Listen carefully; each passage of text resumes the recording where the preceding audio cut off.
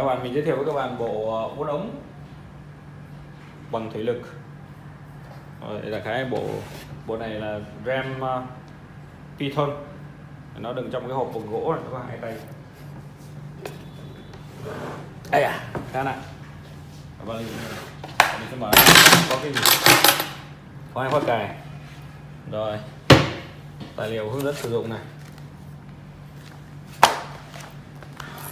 khá nhiều thứ tiếng trừ tiếng Việt thôi. Rồi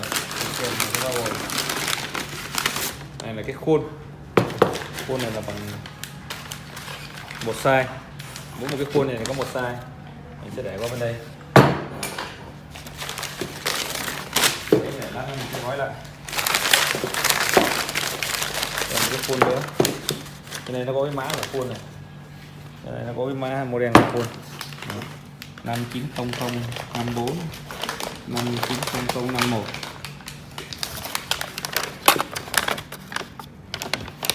Như là tổng cộng mình sẽ có 3 khuôn. Đối với bộ này là mình sẽ phải có 5 khuôn ở 1 này, 2 3 4 và khuôn này khuôn ông nổi, 5 cái khuôn. Một cái bơm này là bơm tay, để qua đây.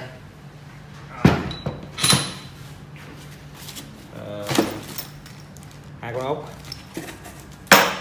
Rồi cái này là cái cục lăn đỡ ống, con lăn để đỡ ống. Hai cục tương ứng bằng nhau và nó sẽ nằm ở hai bên của cái uốn. Để tạm đây đi. Rồi tay đòn, rồi cánh cung.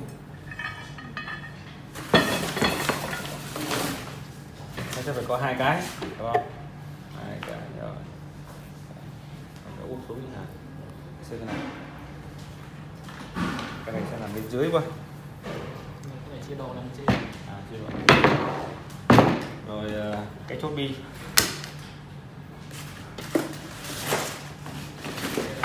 Hôm nay không có gì, không có kho báu gì hết. Đó.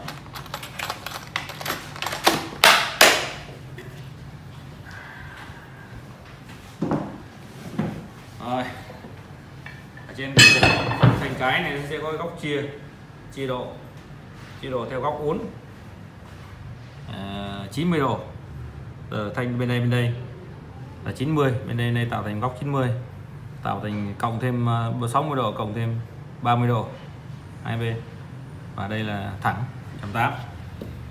Rồi cái bơm của mình đây, bơm này bơm tay, cái này sẽ gắn vào đây.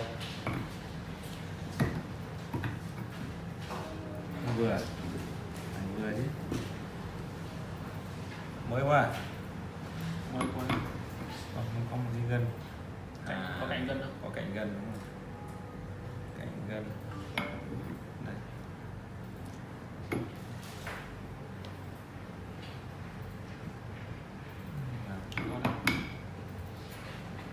Từ từ Cái đóng.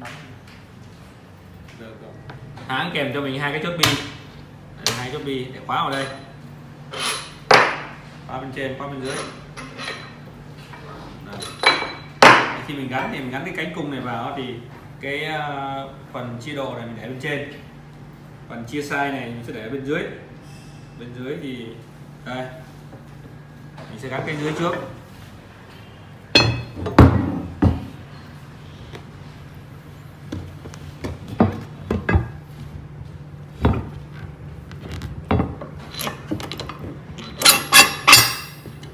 Cái chốt bi vào thôi.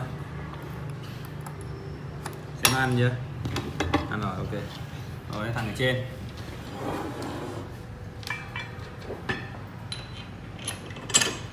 Đúng là phải đeo vào tay là hoàng.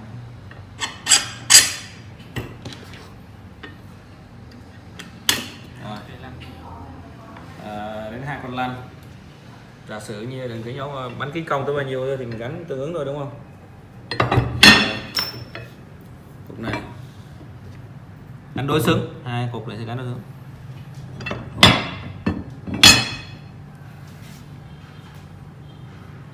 đối xứng như vậy là sai. Rồi.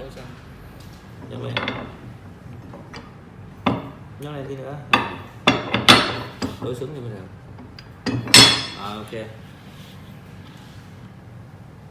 Setup có vậy chưa? Vậy là xong rồi hả? Đây hai ống này để làm gì? Đây là Hai con ốc. Hai ốc này sẽ gắn tương ứng cho, đây là cái khuôn. Thì cái ống inox ở đây để mình làm demo. Ống này ống nhỏ thôi, ống này khi thì chắc là 27 quá. Ống nhỏ nhất cho nên là mình sẽ ghé vào đây, mình sẽ đưa vào đây.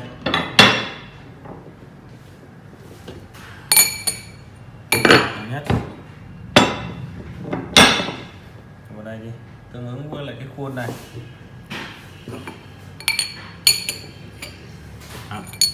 Vào đây mình sẽ gắn cái cầu này qua. Đó. Ok. Ở đây có cái van.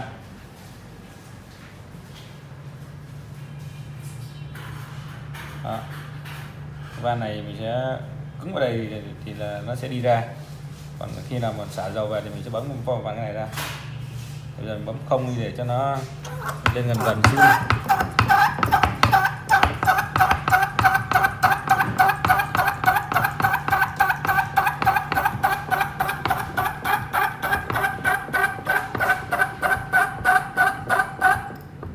Tương đối, đưa cái ống vào đây thôi. Đó, bắt đầu nặng tay đó.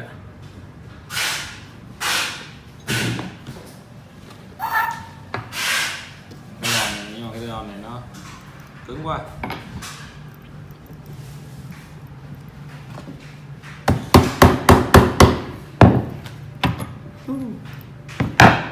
Đấy cái ống.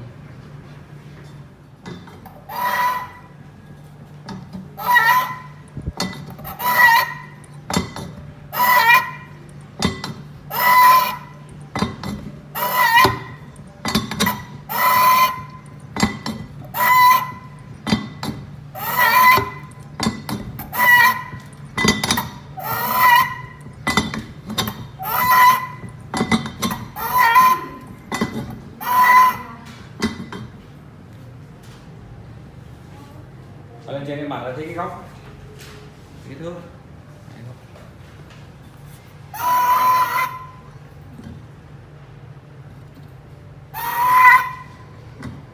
Nhẹ tay.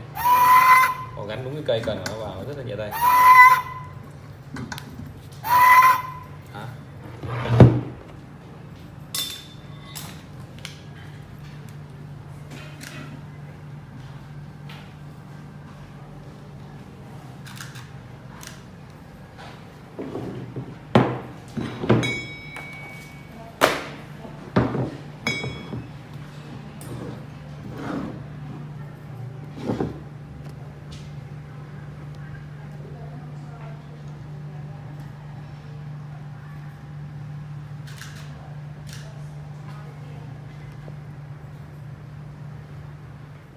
để chạy chứ.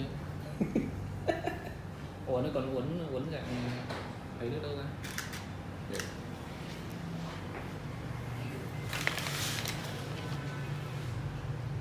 Xả dầu này. Đây trong trường hợp là mình làm xong mình xả dầu, mình sẽ xả cái van này. Đó, nó chạy về.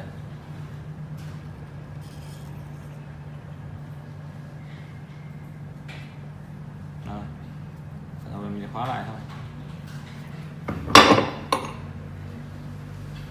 Đó, còn cái À. để đẩy ra chứ chưa. Ta đẩy như thế nào? Uốn móc vào phần. Ok.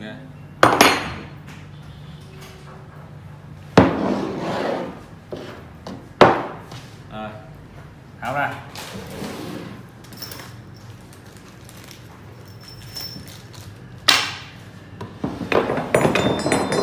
Tháo rút cái bi ra thôi.